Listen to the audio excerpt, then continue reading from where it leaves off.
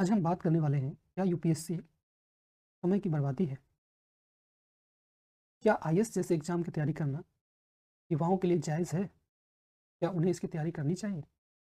युवा यूपीएससी की तैयारी में अपने जीवन के 10 से 12 साल दे देते हैं, उस समय उनके पास वापस लौटने का भी कोई विकल्प मौजूद नहीं होता है। इसमें नए युवाओं के बीच ये प्रश्न अवश्य रूप से उठता है कि क्या उन्हें यूपीएससी में अपना समय फँसाना चाहिए? अगर दुनिया के तमाम कठिन कामों की गिनती करें, उसमें यूपीएससी कहीं भी गिनती नहीं होती है।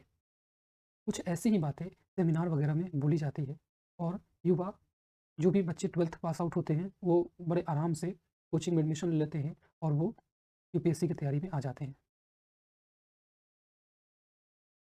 यहाँ बस ये ध्यान रखने की ज़रूरत है, यूपीएससी की परीक्षा रियल में कठिन है और ये परीक्षा किसी मोटिवेशन से पास नहीं की जा सकती है। मोटिवेशन आपको कुछ दिन के लिए हो सकता है, कुछ देर के लिए हो सकता है, बाकी मोटिवेशन के ज़रिए आप एक लंबी लड़ाई नहीं जीत सकते हैं। आपको कुछ प्रश्नों का उत्तर देना चाहिए यूपीएससी की तैयारी में आने से पहले। क्या आप एक औसत आईक्यू लेवल से अधिक हैं? बहुत अधिक आईक्यू लेवल की ज़रूरत नहीं है। आईक्यू लेवल क्या इतना आपके पास है कि आपको जब कोई चीज़ ठीक से समझाया जाता है, तो आप उसे समझ पाते हैं? अब ऐसा नहीं है कि चूँकि आपको कोई मैथ बताया ही नहीं, इसलिए अगर आप मैथ नहीं जानते हैं, तो इसका आईक्यू लेवल से कोई लेना-देना नहीं है। जब कोई चीज़ें ठीक ढंग से आपको समझाई जाती है और आपको वो समझ में आ जाती है, तो आप यूपीएससी के लिए आईक्यू लेवल पर्याप्त रखे हुए हैं। दूसरा प्रश्न है, क्या सच में आप इतने लंबे समय तक टिक सकते हैं? क्या आपकी आर्थिक स्थिति इस बात की गवाही देती है कि आप एक लंबे समय तक पढ़ाई कर सकते हैं? अगर आपकी आर्थिक स्थिति इतनी जायज़ है कि आप एक लंबे समय तक पढ़ाई कर सकते हैं, तो फिर आप यूपीएससी की तैयारी कर सकते हैं। तीसरा प्रश्न ये होता है कि क्या आपके बेसिक अच्छी तरीके से तैयार हुए हैं?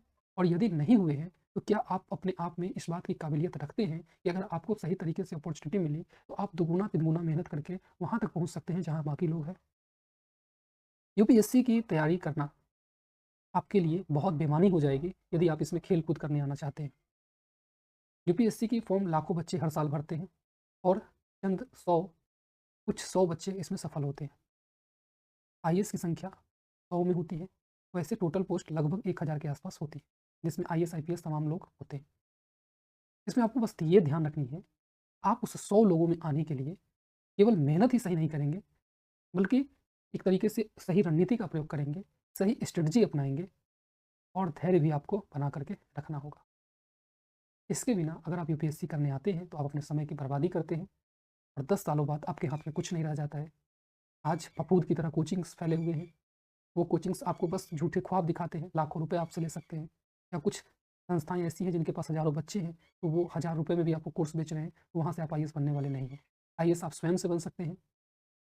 जब से यूपीएससी की तैयारी हो रही है, तब से ये बात गाई जा रही है कि एनसीईआरटी पढ़कर आप यूपीएससी निकालेंगे और एनसीईआरटी आप 6 टू 12th पास करके आए हैं और आप एनसीईआरटी कभी नहीं पढ़ते हैं।